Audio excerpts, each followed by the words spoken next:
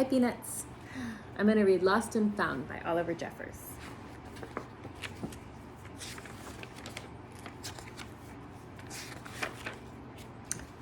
Once, there was a boy who found a penguin at his door. The boy didn't know where it had come from, but it began to follow him everywhere. The penguin looked sad, and the boy thought it must be lost. So the boy decided to help the penguin find its way home. He checked the Lost and Found office, but no one was missing a penguin. He asked some birds if they knew where the penguin came from, but they just ignored him. Some birds are like that.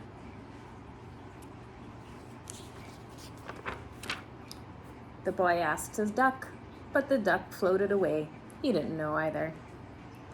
That night, the boy couldn't sleep for disappointment. He wanted to help the penguin, but he wasn't sure how. The next morning, he discovered that penguins come from the South Pole. But how could he get there? He ran down to the harbor and asked a big ship to take them to the South Pole, but his voice was much too small to be heard over the ship's horn. Together, the boy decided he and the penguin would row to the South Pole. So the boy took his rowboat out and tested it for size and strength. He told stories to the penguin to help pass the time. Then they packed everything they would need and pushed the rowboat out to sea. They rowed south for many days and many nights.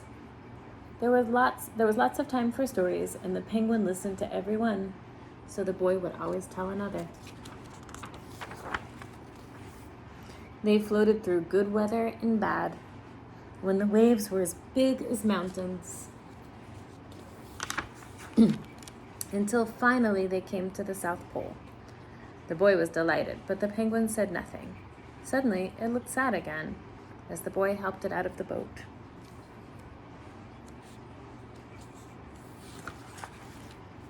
Then the boy said goodbye and floated away. When he looked back, the penguin was still there, but it looked sadder than ever. It felt strange for the boy to be on his own. There was no point telling stories now because there was no one to listen except the wind and the waves. Instead, he just thought.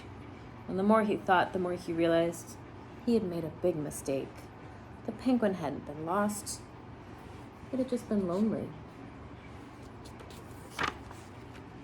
Quickly, he turned the boat around and rowed back to the South Pole as fast as he could.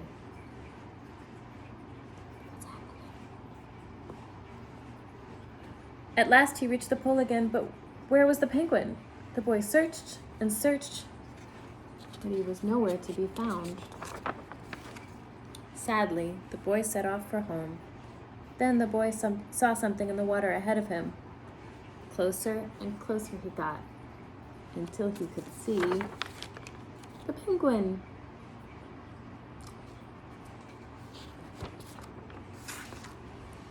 And so the boy and his friend went home together, talking of wonderful things all the way.